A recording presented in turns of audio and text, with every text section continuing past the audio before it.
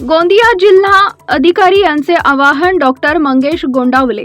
वाढत्या तापमानात आरोग्याची काळजी घेणं गरजेचं आहे। जिल्ह्यातील नागरिकांनी उष्णतेच्या लाटेपासून बचाव करण्यासाठी नागरिकांनी खबरदारी घ्यावी। प्राण्यांची आणि पक्ष्यांची योग्य ती काळजी घेण्याचे आवाहन जिल्हाधिकारी डॉक्टर मंगेश गोंदावले यांनी केलंय। Bureau Maharashtra, Amol Kumar N Masurkar.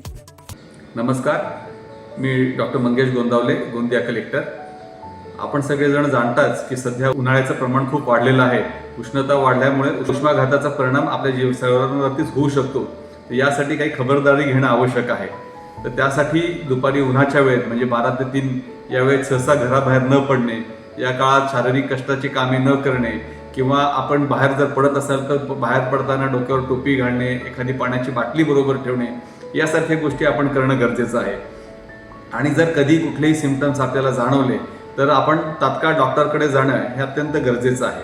उष्माघाताचा दुष्परिणाम खूप वाईट होऊ शकतो, तर त्याच्यापासून प्रिकॉशन बाळगणे आणि त्याची काळजी घेणे हे अत्यंत गरजेचं आहे। जसं माणसांना पाण्याची गरज आहे तसं पशुपक्ष्यांना देखील पाण्याची गरज आहे।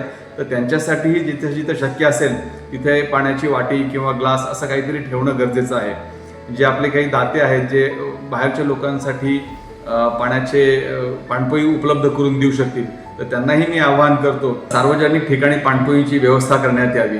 तसेच काही डोंट किंवा ज्या न करण्यासारख्या गोष्टी आहेत म्हणजे प्रोटीनयुक्त आहाराचा जास्त समावेश करणे किंवा चहा कॉफीसारखं पदार्थाचं किंवा कोल्ड्रिंकचं सेवन करणं, यासारख्या गोष्टी आपण टाळल्या पाहिजेत, जेणेकरून आपण उष्माघातापासून सेफ राहू शकू। धन्यवाद।